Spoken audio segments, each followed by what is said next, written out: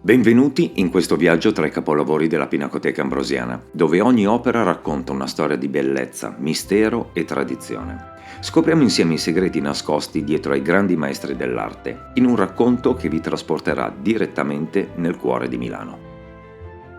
Oggi vi accompagno davanti a un dipinto che porta con sé una storia affascinante, fatta di ipotesi, correzioni, entusiasmi e ripensamenti.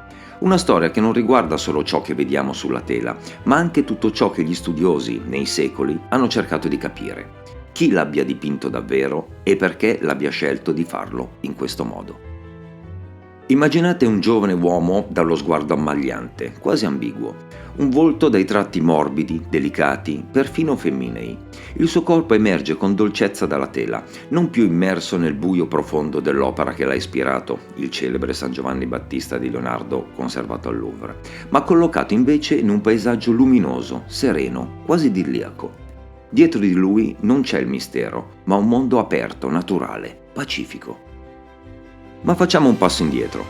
Per molto tempo questo quadro è stato un piccolo enigma.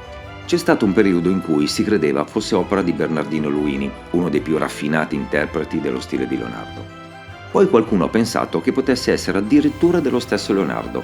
L'ipotesi più affascinante però è quello che lo lega a un personaggio particolare, Gian Giacomo Caprotti, noto come il Salaino.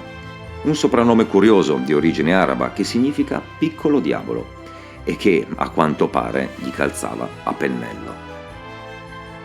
Salaino era il più spavaldo, indisciplinato e imprevedibile dei discepoli di Leonardo.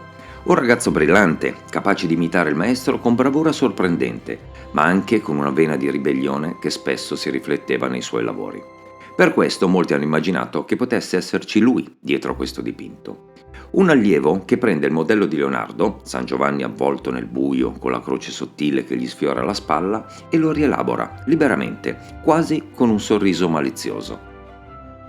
Ed è proprio così che dobbiamo guardare quest'opera. Rispetto al San Giovanni del Louvre, la croce scompare. Del messaggio religioso rimane un'eco lontana, quasi dissolta. Il giovane non è più una figura profetica che emerge dall'oscurità, ma un personaggio luminoso, quasi vezzoso, sospeso tra spiritualità e seduzione. Il suo volto, levigato e delicato, sembra voler piacere. Le forme sono più morbide, meno ascetiche, e tutto il dipinto si apre letteralmente al paesaggio.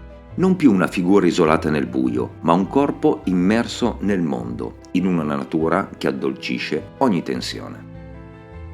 È come se l'autore, chiunque egli sia, avesse deciso di prendere il linguaggio del maestro e giocare con esso. Non un'irriverenza totale, ma una libertà sì. Un gesto creativo che smonta l'intensità mistica del modello leonardesco per trasformarla in qualcos'altro, in qualcosa di più terreno, più umano, più sensuale. La critica più recente preferisce non sbilanciarsi e parla genericamente di un pittore leonardesco attivo nel primo quarto del Cinquecento. E forse, in fondo, è giusto così, perché più del nome conta il dialogo che questo quadro intesse con Leonardo. Un dialogo fatto di ammirazione, imitazione, ma anche di scarto, di invenzione personale.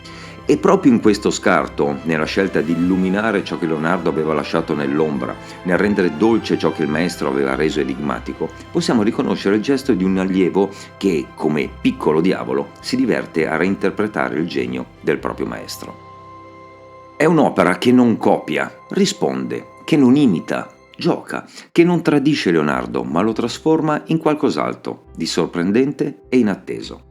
E forse, proprio per questo, continua a parlarci ancora oggi.